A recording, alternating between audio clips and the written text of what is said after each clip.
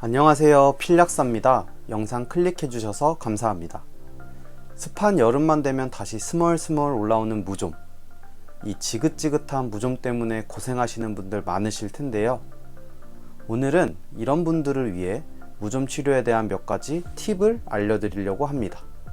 이 팁만 잘 지키셔도 재발률을 크게 낮추실 수 있습니다. 보건복지부 질병관리청에 따르면 국민 중 36.5%가 무좀을 가지고 있을 것이라고 추정하고 있습니다. 이 말은 10명 중 3, 4명은 무좀이라는 말이니 얼마나 많은 분들이 가지고 있는 질병인지 알 수 있는 부분인 것 같습니다. 무좀의 형태로는 크게 3가지가 있는데요. 물집을 동반하는 수포형, 발가락 사이에 발생하는 지간형, 각질을 동반하는 각질형입니다. 해당 유형을 보이는 증상이 있으면 무좀일 가능성이 크니 발생 초기라도 치료를 해주시는 것이 좋습니다. 재발을 겪으시는 분들은 약 사용을 통해서 증상은 완화되셨다가 재발한 경우가 많다고 생각되는데요. 그래서 약 선택에 있어서는 크게 잘못되진 않으셨을 거예요. 그것보단 약 사용과 생활 습관에 잘못된 점이 있어서 재발됐을 가능성이 큽니다.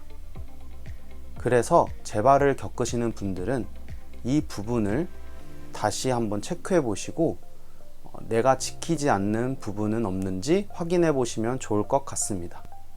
지금부터 말씀드린 부분만 잘 지키셔도 재발률을 낮추실 수 있거든요. 재발을 겪으시는 분들이 많이들 놓치시는 부분이 바로 이 3가지입니다. 첫 번째가 무좀약의 올바른 적용입니다.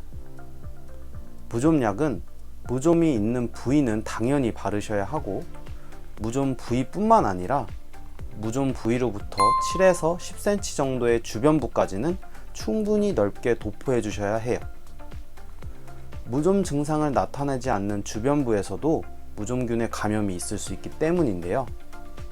그래서 이 부분을 놓치시지 않으셨는지 체크해 보시는 게 좋을 것 같습니다.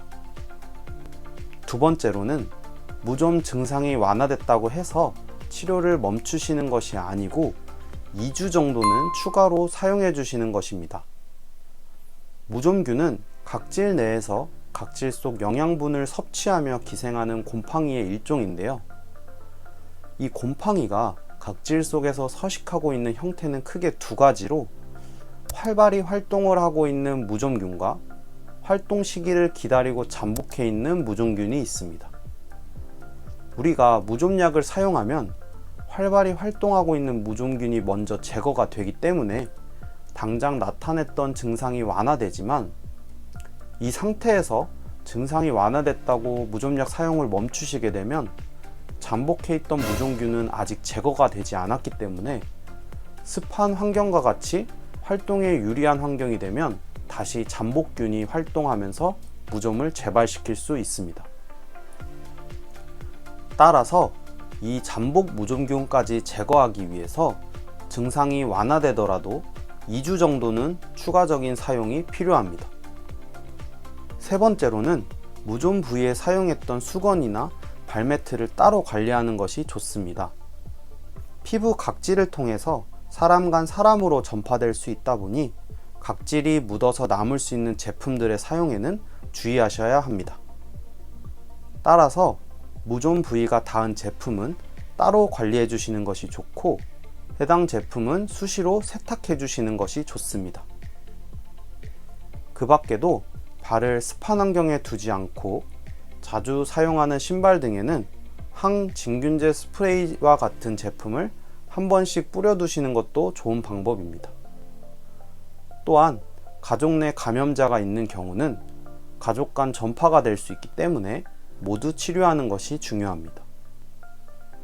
여기까지 발 무좀 재발에 불편함을 겪으시는 분들을 위해 올바른 치료법과 사용법에 대해서 안내해 드렸습니다. 내용을 보시고 잘 지키시지 못한 부분이 있다면 앞으로의 치료에 잘 적용하셔서 완치되셨으면 좋겠습니다.